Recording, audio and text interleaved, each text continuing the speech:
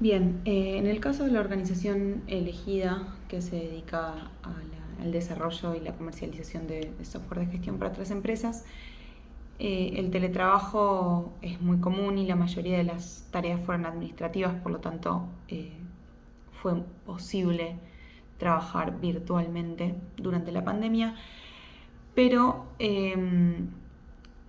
la empresa adoptó medidas específicas en relación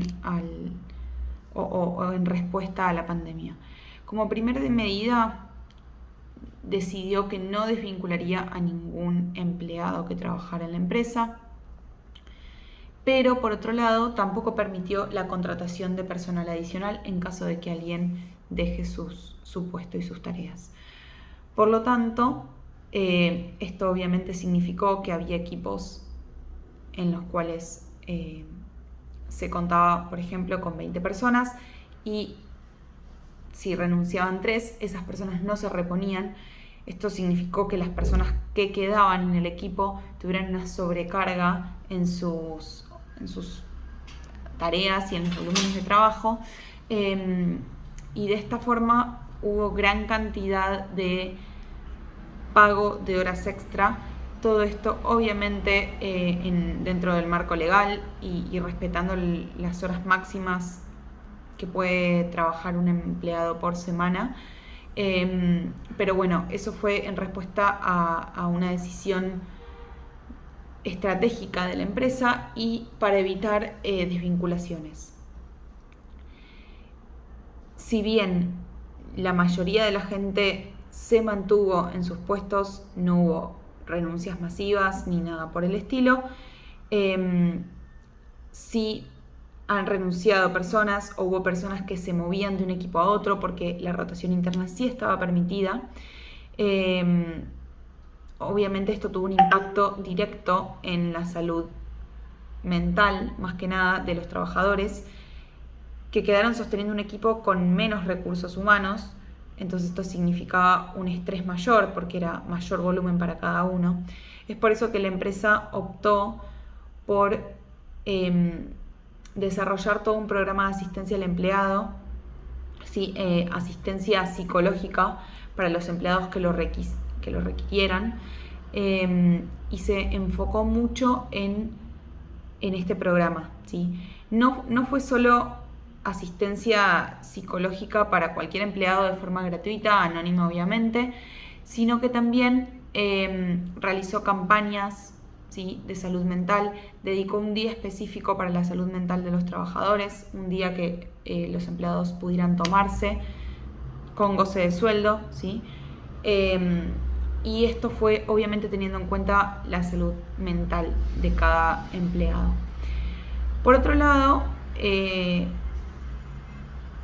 con todo esto de la virtualidad y de cada uno trabajando desde su casa, con las condiciones que uno tuviera en su casa, que muchas veces no eran las condiciones óptimas para trabajar,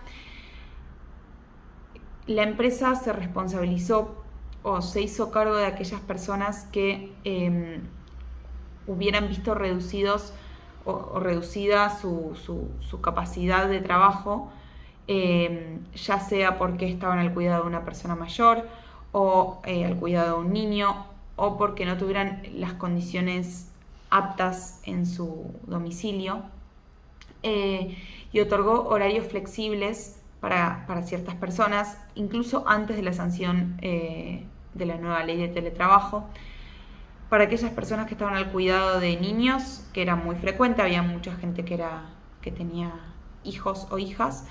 les otorgó no solo un beneficio económico adicional, sino que le permitió la realización de horarios flexibles para que pudieran combinar su vida laboral con su vida personal.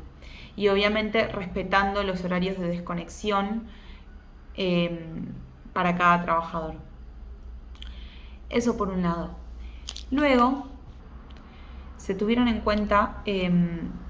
enfermedades que fueron causadas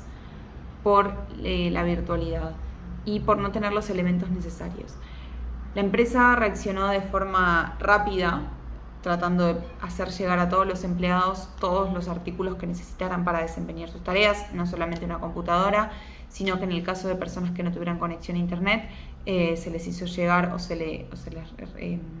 reconocieron los gastos por internet o se les hizo llegar como un módem inalámbrico. Y por otro lado, había personas que estaban reportando problemas de postura, dolor de cuello, dolor de espalda, de cintura, por el uso de una silla que no era la adecuada, que no era ergonómica. Entonces la empresa decidió otorgar a cada empleado, enviar a domicilio a cada empleado una silla que contara con la comodidad suficiente y que tuviera o que estuviera diseñada de una forma ergonómica para que todos los empleados pudieran trabajar sentados en una silla que no les afectara su postura. Pero hubo casos de personas que presentaron certificados médicos o tuvieron lesiones posturales por no tener sillas adecuadas. Y había gente incluso que reportaba no tener sillas por estar recién mudado o por diferentes situaciones y que trabajaban quizás desde un sillón o desde la cama o con un almohadón en el piso, y esas personas reportaron problemas en su columna. De esto obviamente la empresa se hizo cargo completamente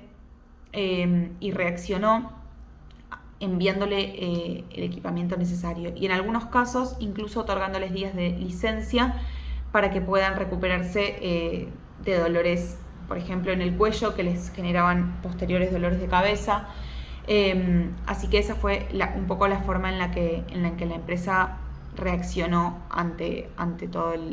la pandemia, digamos, y la virtualidad.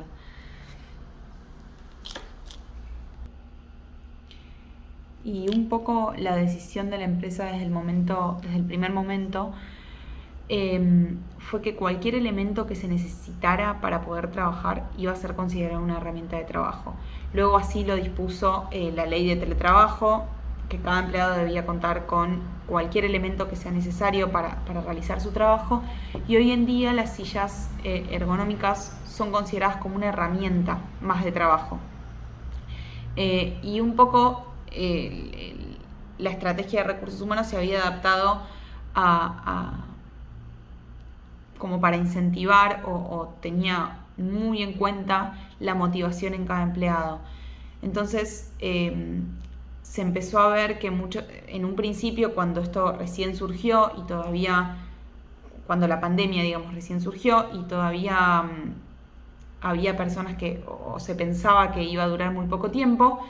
la empresa obviamente no salió inmediatamente a proveer sillas o a sacar una política con respecto a internet o el uso de internet, pero respondió bastante rápido,